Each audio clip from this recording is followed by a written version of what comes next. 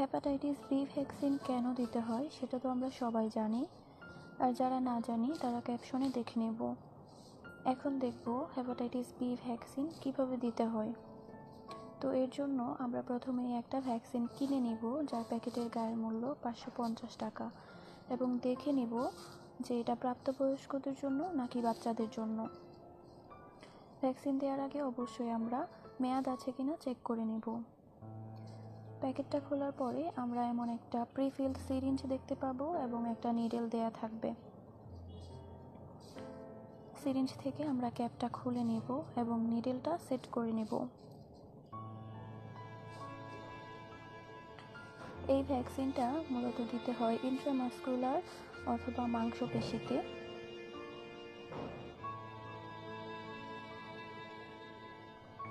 তো এর জন্য আমরা যে জায়গায় দিব সেই জায়গাটা প্রথমে অ্যালকোহল প্যাড দিয়ে ডিসইনফেক্ট করে নিব এবং চাপ দিয়ে ধরে 90 ডিগ্রি অ্যাঙ্গেলে পুশ করব।